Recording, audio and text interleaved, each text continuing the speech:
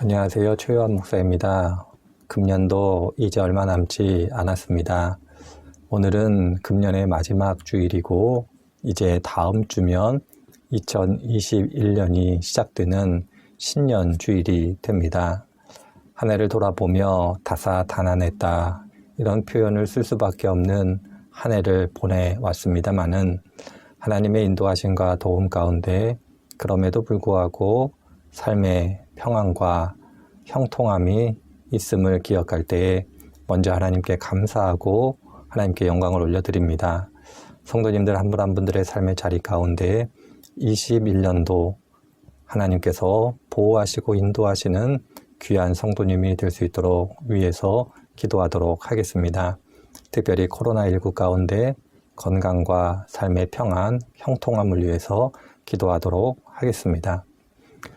오늘은 지난 7주에 걸쳐서 말씀드렸던 믿음에 대하여 중요한 부분을 3가지를 정리해서 말씀드려 보려고 합니다. 짧은 시간이었습니다마는 그 시간 동안 말씀드렸던 내용 가운데 저희들이 꼭 기억하고 잊지 말아야 될 3가지에 대해서 요약해서 말씀드리도록 하겠습니다.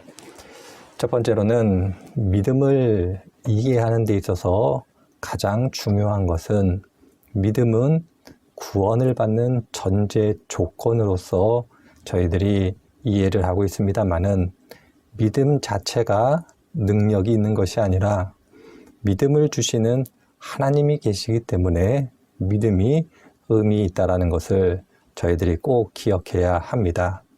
그런 의미 속에서 믿음은 하나님과의 인격적 관계를 설명하는 개념이다라는 것을 꼭 알아야 합니다. 믿음 자체가 능력이 있고 믿음 자체가 무슨 주술적인 도구, 마법의 도구가 아니라 믿음은 수단으로서 하나님께서 우리들을 구원해내시는 도구, 통로가 됨을 기억하는 것이 필요합니다. 그런 의미 속에서 믿음을 이해할 때 가장 중요한 것은 믿음은 인격적 관계를 설명하는 것, 인격적 관계가 결여된 믿음이라는 것은 있을 수 없다는 겁니다. 그런 의미 속에서 저희들이 믿음이 있다라는 것은 성경을 통해서 배우게 될 때에 하나님을 향하여 전적인 의지와 전적인 신뢰를 갖는다는 겁니다. 하나님을 향한 믿음, 그것은 다른 것이 아니라 하나님을 내가 전적으로 의지합니다. 하나님의 사랑을 전적으로 신뢰합니다. 어떤 순간에도 하나님께서 나를 사랑하시고 나에게 은혜 주시고 나의 아버지가 되신다라는 것을 의심하지 않는 것, 그것이 바로 믿음의 본질이다. 이렇게 말씀드릴 수 있습니다. 그런 의미 속에서 하나님과의 인격적 관계가 없는 믿음은 있을 수 없고 하나님과의 인격적 관계가 결여된 믿음이라는 것은 아까도 말씀드린 것처럼 주술적 개념이 될 수밖에 없다라는 것. 그것은 바른 믿음, 성경이 말하는 옳은 믿음이 아니다라는 것을 꼭 기억하셔야 할 겁니다. 그런 의미 속에서 내가 믿음이 있는가 없는가를 생각해 보실 때에는 내가 정말 하나님과의 인격적 관계를 추구하고 있는가? 내 삶의 어떠한 순간이라도 하나님께서 나와 함께 계시다라는 것을 인정하고 있는가를 생각해 보면 나의 믿음이 어떠한가, 어떤 상태에 있는가를 자세히 파악할 수 있을 겁니다. 그런 의미 속에서 첫 번째로 믿음은 하나님과의 인격적 관계를 설명하는 것이다라는 것을 꼭 기억하셨으면 좋겠습니다. 두 번째로는 믿음은 하나님께서 주신 선물이라는 겁니다. 믿음을 우리들이 가지고 싶다고 해서 가질 수 있는 것이 아니라 믿음은 전적으로 하나님의 사랑, 은총의 기초함으로 하나님께서 우리들에게 주신 선물이다라는 것. 그것이 믿음을 이해하는 데 또한 가장 중요한 개념이고 생각임을 잊지 말아야 합니다.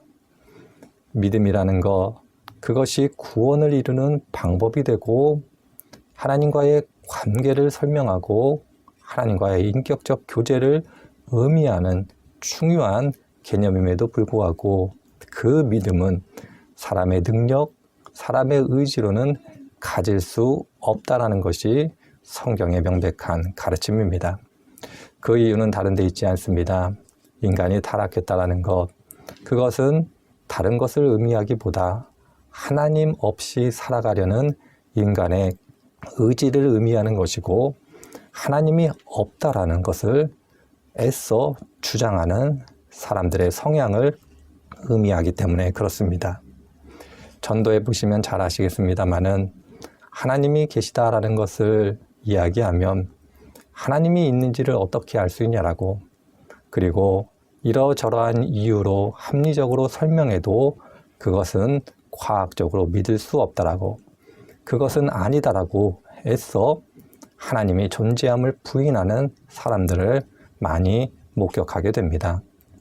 이상하리만큼 자연의 신비적인 무엇은 인정하는 사람도 하나님이 계시다라는 것은 애써 외면하는 그러한 모습을 볼 때 타락한 인간의 본성, 본능은 다른 데 있는 것이 아니라 하나님을 인정하지 않으려는 그러한 의지에 있다, 이렇게 생각이 들어질 때에 선물로 주어진 믿음이 없다라면, 사랑함으로 주어진 믿음이 없다라면 우리들은 믿음 그 자체를 소유할 수 없게 되는 겁니다.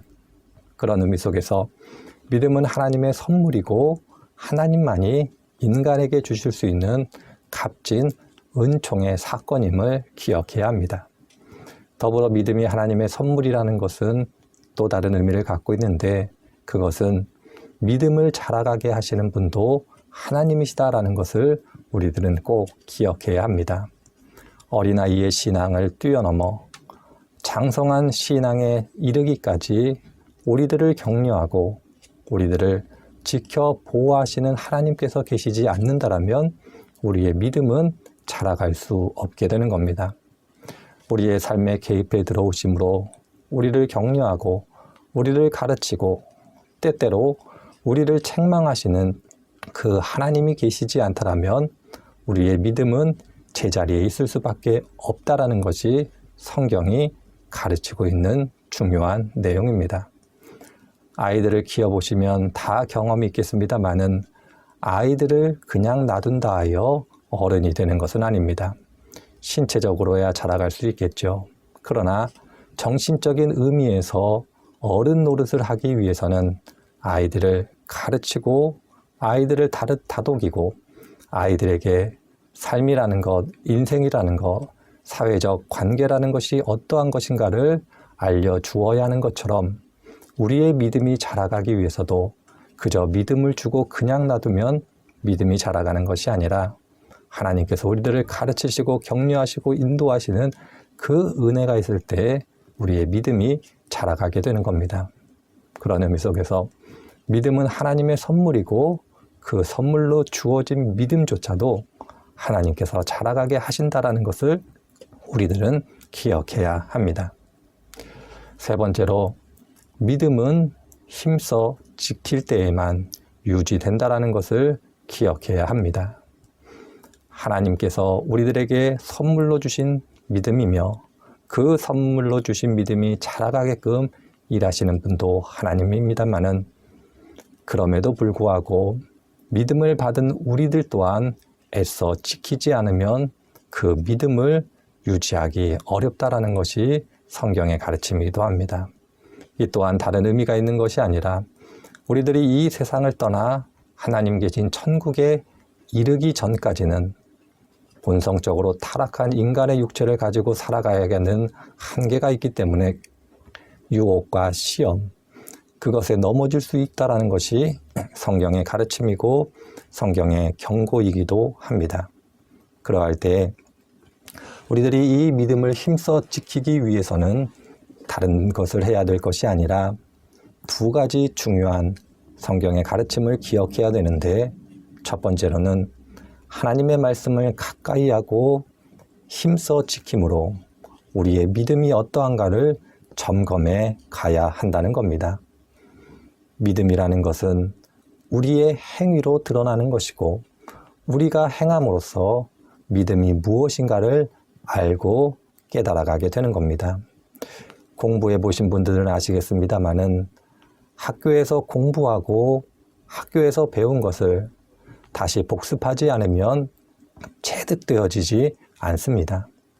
그런 의미 속에서 일상의 경험도 지식이라는 것이 진실한 의미에서 나의 지식이 되어지기 위해서는 그것을 연습함으로 체득해야 되는 것처럼 믿음이라는 것도 체득되어지기 위해서는 하나님의 말씀을 가까이 하고 행함으로 우리들이 체득해 가야 하는 겁니다. 더불어 우리들이 말씀을 가까이 하고 행함으로 체득해 갈 때에 우리들이 배우게 되는 결정적으로 중요한 한 가지가 있는데, 그것은 내 힘과 의지로는 하나님의 말씀을 지킬 능력이 없다라는 것을 알게 되는 겁니다. 그럼으로써 자연스럽게 결과적으로 우리들을 기도의 자리로 이끌어 가게 되는 겁니다. 하나님의 능력, 성령 하나님의 도우심, 그러므로 나 자신을 돌아봄으로 하나님의 능력과 하나님의 은총이 아니면 말씀조차도 지켜갈 수 없다라는 나를 배움으로써 믿음을 힘써 지켜가게 되는 그러한 능력을 얻게 되는 겁니다. 그런 의미 속에서 믿음은 하나님의 선물이겠습니다마는 동시에 우리들이 힘써 지킬 때에만 그 믿음이 얼마나 소중한 것인가를 알아가는, 우리의 몸으로 체득되어져 가는 그러한 과정이 있음을 꼭 기억하시길 바랍니다. 그런 의미 속에서 지난 7주에 의해서 말씀드렸던 믿음의 내용, 이 내용을 기억하시고 한 분 한 분들께서 하나님의 은혜 가운데 믿음을 잘 지켜가시는 귀한 분들이 되시기를 바랍니다. 기도하겠습니다. 하나님, 오늘도 하나님의 말씀 가운데 믿음이 무엇인가를 알게 해주시니 감사드립니다.